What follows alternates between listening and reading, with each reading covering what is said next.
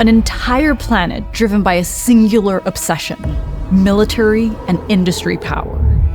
This is Giedi Prime, the home of the Harkonnens. It's a planet that's almost entirely industrialized. It's dark, it's polluted, and it's dominated by these massive factories that's completely stripped the land of any semblance of nature. And doing research on this, it took us down a very interesting path. The movie actually takes a lot of liberties on the source material, but it's made some brilliant additions that really help you understand why the Harkonnens are the way they are, as the product of this strange environment. A portion of this video is sponsored by Bambu Labs.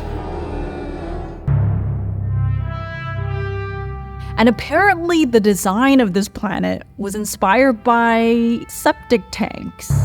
I'm not kidding. Apparently Patrice Vermette, the set designer, saw a pile of septic tanks on the side of the highway outside Montreal, and he built this entire planet based on these plastic ribbed forms, which kind of makes sense. But there's also a more direct connection.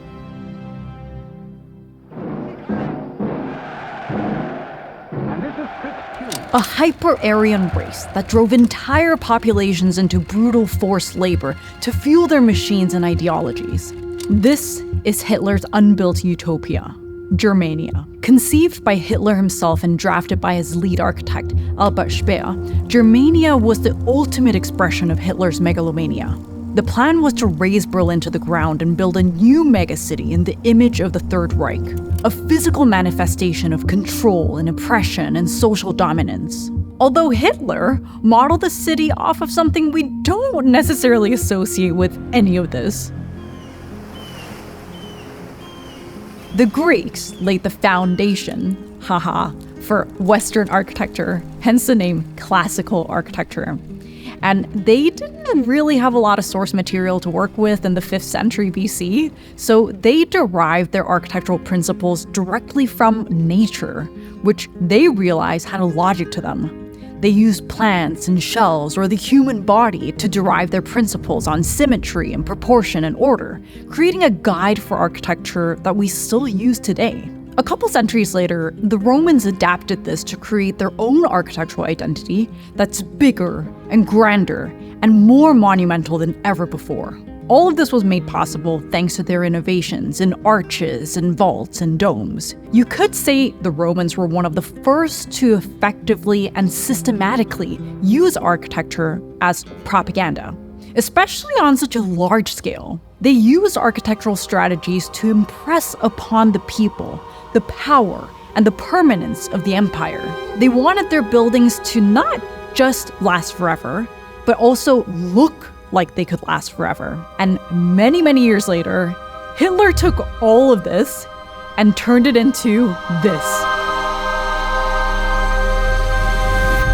See, for Hitler, the Roman Empire was the symbol of power and stability. There's actually a term for this revival of the classic styles for the modern age, and it's called neoclassicism. You see this in a lot of public buildings. Anyways, Hitler naturally had to make his buildings bigger than the Romans. So he designed them to be more monumental, to a scale that was incomprehensible. The crown jewel of Germania was this building, the Volkshalle. It was designed to be the largest enclosed space in the world. Here's the Pantheon, here's the Sphere, and here's Volkshalle. It could hold up to 180,000 people, and it was said that their breath, as they chanted in unison, would condensate and create indoor rain. Ironically, Volkshalle directly translates into the People's Hall, but the design completely ignored any sense of human scale. Now, let's look at the Harkonnens' Great Halls. The resemblance is eerie, and it's not a coincidence at all. In fact, every detail, from the lack of windows to the hollow vaulted ceilings, exude this sense of oppressive power and a complete indifference for human comfort. The Prachtstraße, or the People's Avenue was supposed to be the grandest of the boulevards, and it was designed for these massive rallies. And it's flanked on either sides with structures that are elevated on plinths that can seat thousands of people, while creating these imposing backdrops that tower over the street. And all of this direct the eye towards one thing.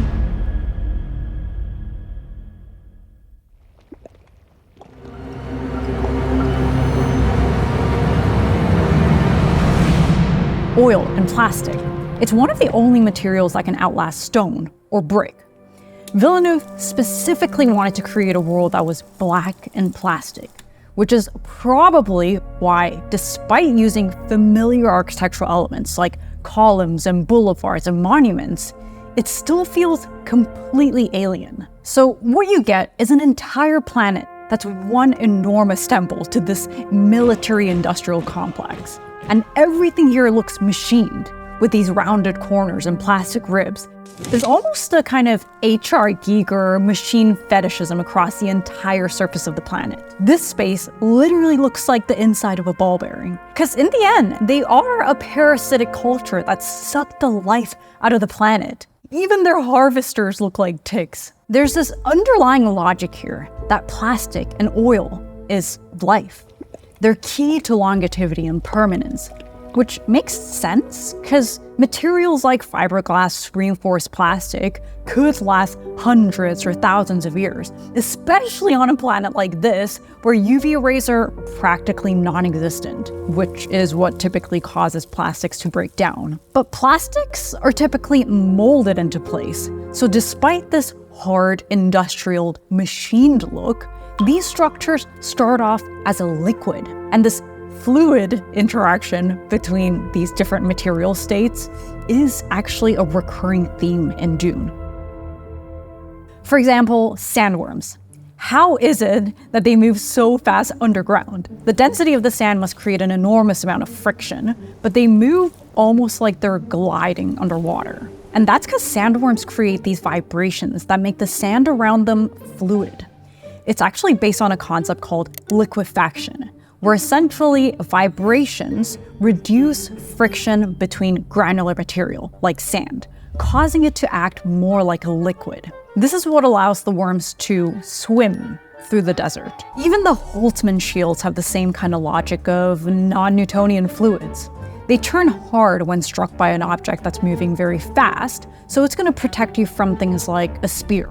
But they can be penetrated by slow-moving objects. And there's this strange interaction between liquids and solids and gases that add another tactile dimension to this world.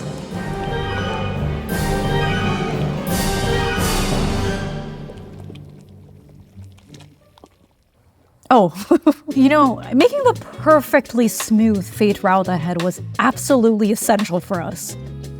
And we made these models using the Bambu Labs X1 carbon printer, who's also the sponsor of this video. I've 3D printed a lot in my days, and this is by far the fastest and most accurate and intuitive printer I've ever come across. The problem with 3D printing is always the alignment of the printer bed, but this printer has an automatic leveling feature with vibration compensation and AI-powered LiDAR sensors that scan and adjust the print bed in real time, making sure every layer is perfectly flat.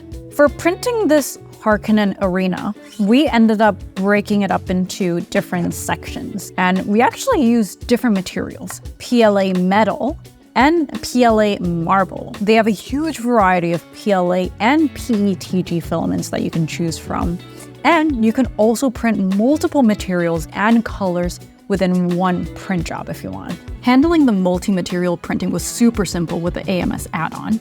And once the filaments were loaded, all we had to do was select which materials we wanted in the Bambu Studio slicer, and the rest was automatic. Printing this part was a little bit tricky because it has a curve and we were worried about seeing the layers of the print. So we tested it with a 0.4 nozzle, which prints much faster, and also a 0.2 nozzle, which is slower, but you can see the difference.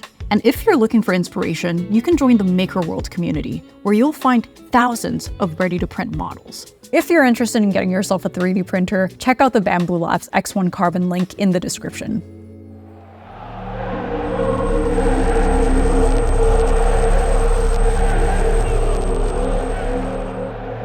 This scene was visually incredible, but it made me feel extremely uncomfortable in the theater. This endless sea of bold, screaming crowds, and these demonic figures with their creepy, clicky sounds, and these ominous ink fireworks, and people who are just tiny specks in this colossal arena, and this deliberate decision to make the Coliseum triangular rather than the typical oval, it explains a lot about the society.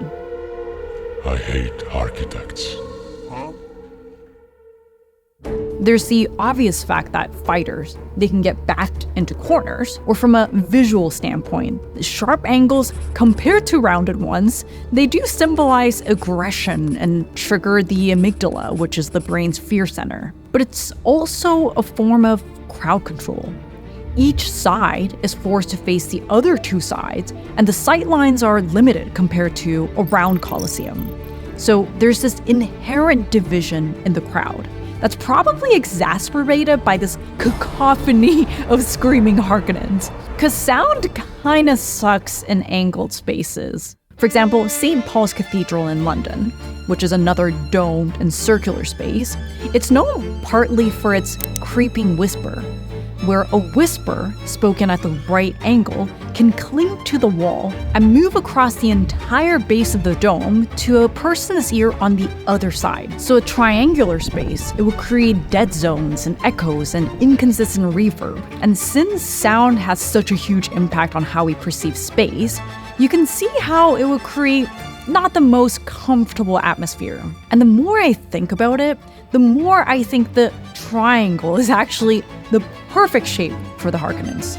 This cacophony of sound, grotesque scale, and fear of being backed into a corner, and factions and creating sides, it literally echoes the Harkonnens' values for oppression and fear.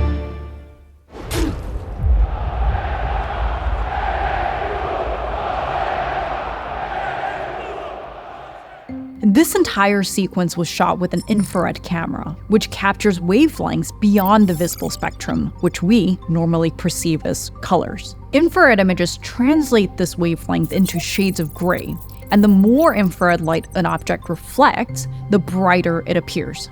For example, the sky scatters infrared light, making it appear darker and kind of foreboding, while things like plants and skin reflected more, giving it this white glow. But this is one of those details that's not originally in the books. This idea that daylight or natural light on Giedi Prime renders everything colorless, because when they're inside, you can actually see the colors. So what makes a planet look like this? It could be pollution that's filled the atmosphere with particulates that somehow scatters visible light. Or it could be this unique atmosphere that blocks much of the visible light and only lets in infrared radiation. Or, this is what most of the fans have speculated, it's that Giedi Prime orbits around a dim star, or what's been referred to as the Black Sun. Ironic, because Black Sun, Schwarze Sonne, is actually a Nazi symbol. Perhaps the architecture on Giedi Prime was intentionally designed with these dark or non-reflective materials to minimize reflection from infrared light. But whatever the reason, this little detail gives you so many insights into the Harkonnen psyche. Dune explores this relationship between humans and their environments. On Arrakis, the environment led to the development of religions and technology and culture. So what does that mean for a group of people living on a plastic, black and white planet? There's not a whole lot of discussion into the Harkonnen psychology, but the sun is the source of nutrition and life. Beyond just colors, it could mean a lack of proper nourishment, or a variety of health issues. I mean, they definitely have some psychological issues. In the 80s, psychologists tried painting jail cells with this bubblegum pink color called drunk tank pink, and realized that it actually calmed down aggressive prisoners for about 15 minutes. And soon they started doing it in drunk tanks and psych wards. And it seemed to actually work until it kind of had an opposite effect. The author of the book, Drunk Tank Pink, also talks about a study that found weightlifters can't lift as much and athletes don't perform as well if they look at the color pink as opposed to something like red or blue. And maybe studies like this kind of border on pseudoscience, but scientists have made associations between colors and emotions. And you don't have to be a genius to realize that this makes you feel warm and comfortable, while this makes you feel calm or somber. So this is a long way of saying that environments that are rich in color could evoke a wide range of emotions and depth and complexity to our experiences, while in a world devoid of color, this emotional range might be stunted. And over centuries, this could lead to an entire civilization where extreme and binary thinking dominates. A world of strong versus weak, rich versus poor, pain versus pleasure. All these different ways where the environment can produce these unique expressions on humanity, and how you can trace these nuanced customs back to the environment or the built environment. This is why I friggin' love Dune. But it's not just fiction. Throughout our history, we've been shaped by the environment and the built environment. You can also see how architecture can be used as a tool to manipulate people, because more than just functional things, architecture is a symbol, which can be deconstructed and twisted, turning one thing into something completely different. So, what did you guys think about Dune? Let me know in the comments. If you're interested in our merch or VFX booklets, check out the link in the description. And with that, I'll see you in the next video.